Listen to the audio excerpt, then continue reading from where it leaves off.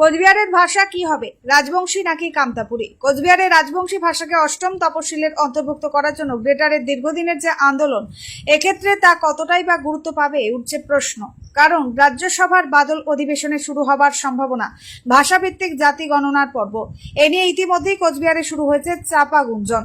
কিন্তু এ বিষয়ে কি বলছেন জিসিপিএ সাধারণ সম্পাদক বংশীবদন বর্মন? গ্রেটার নেতা বংশীবদন বর্মন মুখোমুখি, দেখুন মিনিট 10 সঙ্গে পার্থ।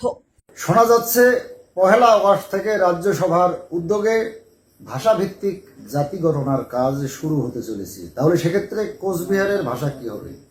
আমরা এই মুহূর্তে সঙ্গে পেয়ে গিয়েছি জিসিপিএ সাধারণ সম্পাদক গ্রেটার নেতা বংশীবদন বর্মনকে। তার প্রতিক্রিয়া এক্ষেত্রে তুলে ধরছি, সঙ্গে থাকুন। নমস্কার। হ্যাঁ, নমস্কার, দণ্ডবোধ। এই যে ভাষাভিত্তিক জাতি গণনা, সেক্ষেত্রে কোচবিহারের ভাষা কি হতে চলেছে? কুচবিহারের ক্ষেত্রে পরিষ্কার আমার ভাষার নাম রাজবংশী হবে। সেটা রাজবংশী জাতিভিত্তিক রাজবংশী ভাষার জন্য দীর্ঘদিন থেকে আন্দোলন চলছে। মোট কথা, এই রাজবংশী ভাষা, এই ভাষাটাকে অষ্টম স্তরের মান্যতা দেওয়ার জন্য আজকে যে কেন্দ্রীয় সরকার, তার স্বরাষ্ট্রমন্ত্রী অমিত শাহ, উনি এই বিগত যে আমার ভোট হয়ে গেল, বিধানসভার ভোট পশ্চিমবঙ্গে, সেই ভোটের আগে উনার সাথে কথা হয় যে আমার রাজবংশী ভাষা অষ্টম তফসিলে অন্তর্ভুক্ত করবে।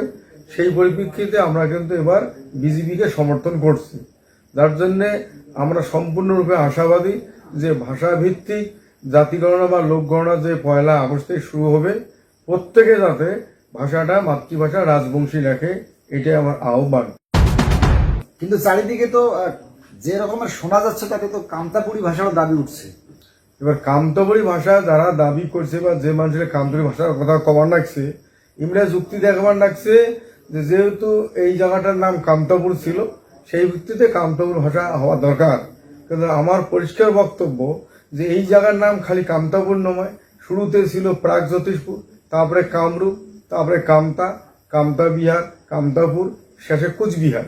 অতএব জায়গাভিত্তিক নামকরণ করে গেলে তাহলে প্রথমে হয় প্রাগজ্যোতিষপুরী ভাষা করা লাগে, আর নাইতে শেষেরটা ধরা লাগে। প্রত্যেক একটা কথা আছে, starting and finishing, middle point nothing.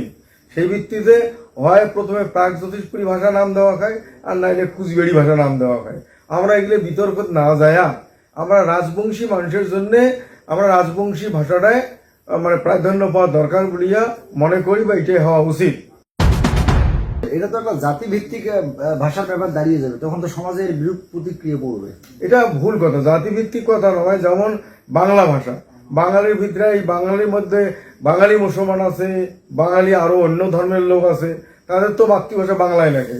আজকে বাংলায় অনেক জাতির মানুষ বাস করে, তাদের মাতৃভাষা লেখে বাংলা।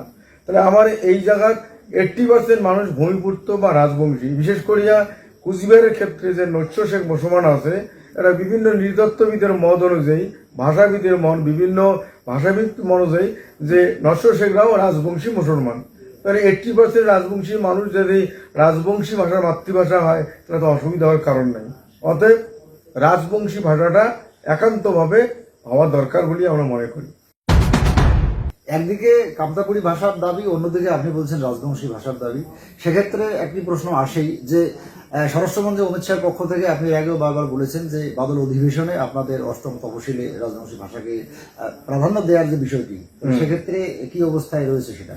সেটা তো পরিষ্কার, সেটা যেটা বলছে যে আমার ভাষার অষ্টম তলে অন্তর্ভুক্ত করবে কেন্দ্রের সামনে বাদল অধিবেশনে। ভোটের আগে প্রতিশ্রুতি লিখিতভাবে বলছে যে আমরা কোনোবারও ইলেকশনের সময় একটা ইস্তেহার প্রকাশ করি, পক্ষান্তরে ওইটাই লিখিত প্রতিশ্রুতি আমাদের। তা ভোটের যে ইস্তেহার বা ম্যানিফেস্টো যেটা কয়, সেটাতে কিন্তু রাজবংশী ভাষা অষ্টম তলে তুলবে বলিয়া এটা কিন্তু লিখিত প্রতিশ্রুতি ছিল ভোটের সময় বিজেপির সরকারের বা কেন্দ্রীয় সরকারের তরফ থেকে। যেহেতু বিজেপির থেকে কেন্দ্রীয় সরকার, তাদের পার্টির ইস্তেহারে বা অমিত শাহর কথা মতন রাজবংশী ভাষাকে অষ্টম স্তরে অন্তর্ভুক্ত করার জন্য ইস্তেহারে ছিল। এটা আমরা 100% আশাবাদী রাজবংশী ভাষায় মান্যতা পাবে বা অষ্টম স্তরে অন্তর্ভুক্ত হবে।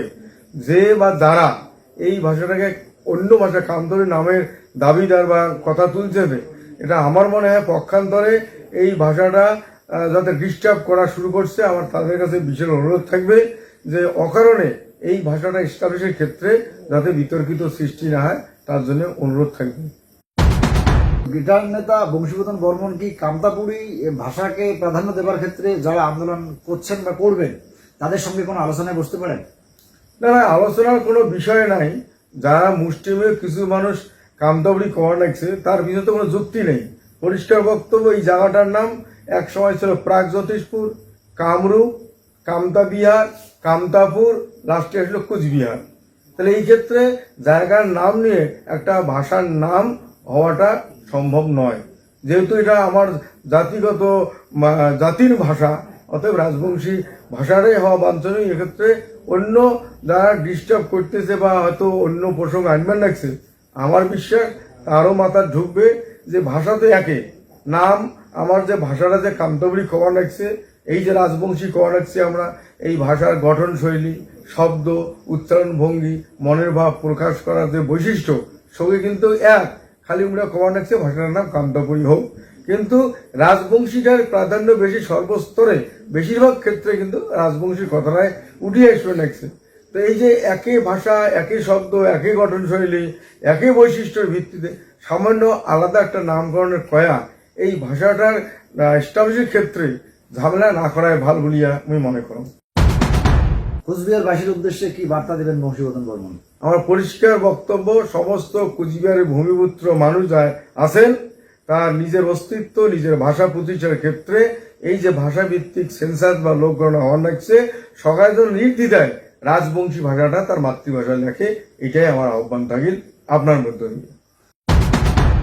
এখন দেখার ভাষাভিত্তিক জাতি গণনার ক্ষেত্রে কোচবিহারের ভাষা কি হয়, রাজবংশী ভাষা নাকি কামতাপুরী, তার জন্য তো অপেক্ষা করতে হবে। সঙ্গে ছিলাম আমি পার্থসারথী রায়।